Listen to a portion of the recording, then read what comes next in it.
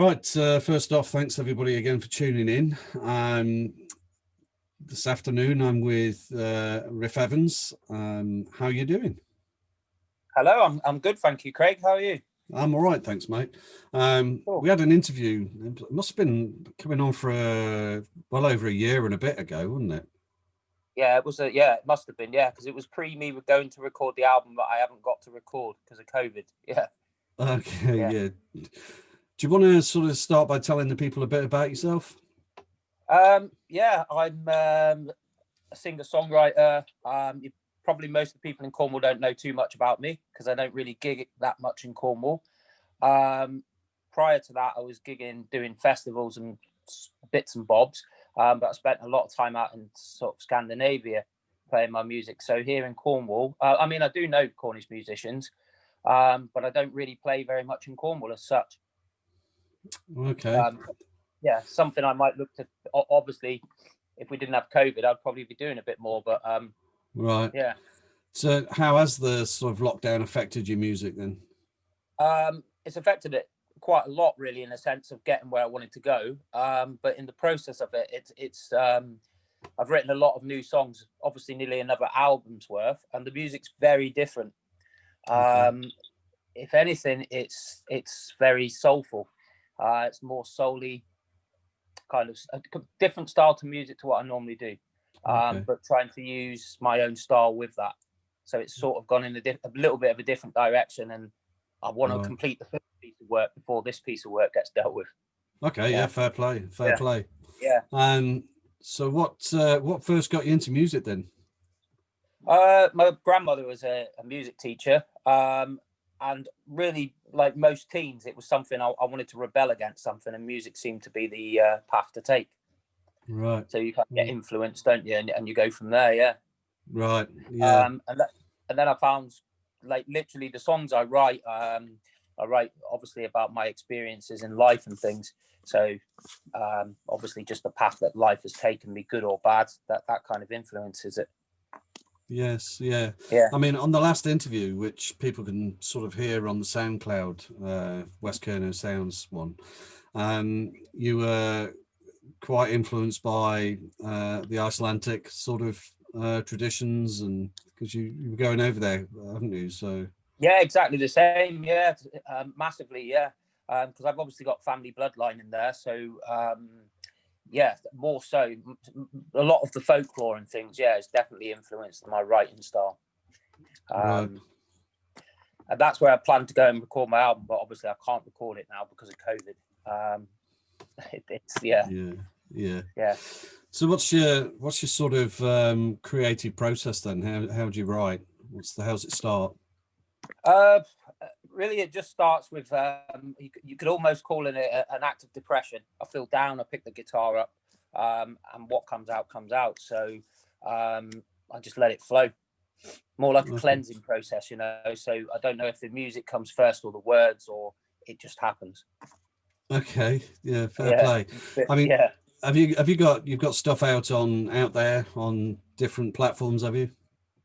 I have, yeah, but they're all going to get updated over this next few weeks, because some of them have been there a long time. There's nothing really of great quality audio wise, so it's something that I'm going to be dealing with over the next few weeks to really, I mean, but I'm going to leave the old stuff out there as well, because I think that it shows. I think it's good that people see you know, not suddenly shiny and polished. It's nice to see the rough against the smooth.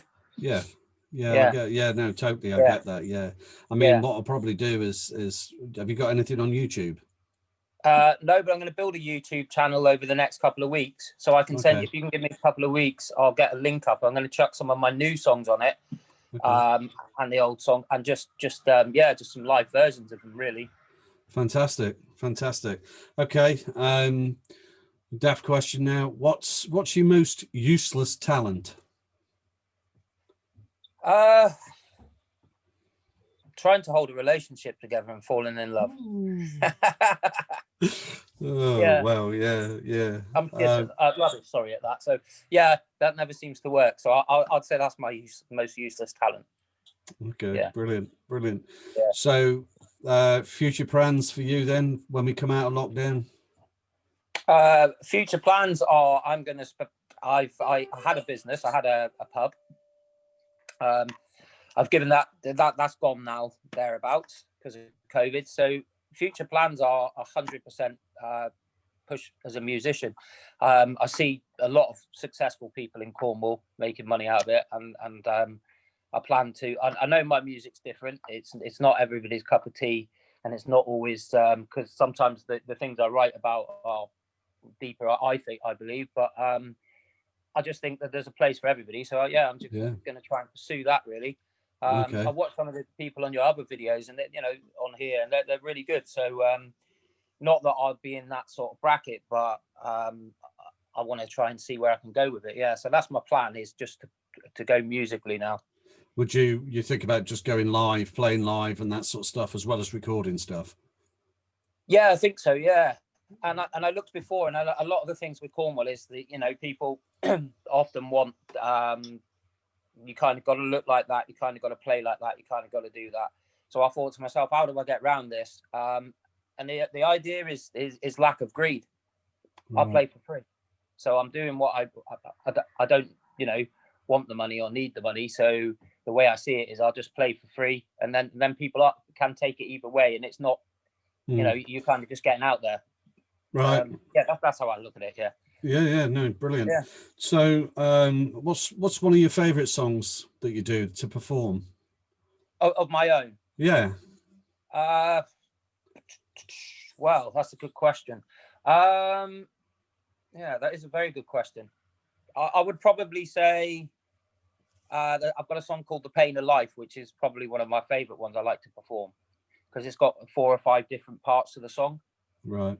Yeah. You've not heard the song, but that is something that's going on the album, and it's 4 or 5 different parts of the song, because the idea of the album is to be, and the producer I've been chatting to, is that we're going to build something like The Wall that Pink Floyd did. So we're going to it's going to be not the same, but built around that sort of aspect. Okay. Yeah. Quite a large project, is it? Or yes, it's a 5-6 grand project. Yeah. So okay. It's quite a big year. I look forward to that, mate. Yeah, Yeah. That'd be good. Okay, so who would you most like to collaborate with? Wow, that's a really good question. Do you mean like just in general, or? Well, musically, basically, whether it could be an artist, could be a producer, whatever, I think if I had the choice, I would like to work with probably Monsters Ben, and I would probably also like to work with anybody really, and just try something new. Yeah, so I'm pretty much up for most collaborations. I've just never really done it. Right. But I would. Right. Yeah. Okay, brilliant. So what would you say you enjoy the most about sort of playing music? Would it be the performing? Would it be the writing? What do you enjoy most out of it? What I enjoy most is the performing, really, other than the art of writing it. But again, with the lockdown, it's kind of changed my perception of what I like about it. It's kind of become a whole thing, really, now. Okay. Probably as for a lot of artists, yeah. Okay. Well, here's a one. Well, not the final question, but one towards the end of it. If you were going to talk to a younger version of yourself, what advice would you give yourself? That's a good one. I'll tell you what advice I'd give. To have not held back and to have made the moves, to think you're confident enough to do something a lot earlier, and to not really care what people think about what you do, because there's a place for everybody. And that's the advice I'd give, to not hold back and think, oh, well, I'll do it next year, I'll do it next month, I'll do it next week. Just bloody do it. Good advice. Good advice, that's mate. What I'd say. Yeah. Superb. Yeah. Okay, well, final question. I mean, I asked you this on the last interview, and I've been asking it again, which is there anybody you'd like to thank for you being here musically now? Yeah, same people. My nan. I'd like to obviously add my son to that, because he influences me a lot. And Joe Kruger and Angie Kruger. I don't know, you may have interviewed Joe yet, have you, from Ardwick Bay? No, not yet. No, that's definitely one I'm after, though. Yeah. Yeah, well, Joe's been signed now. He's completely signed. So Nice. so yeah, it's really good. So Joe'd be somebody worth having a chat to for you.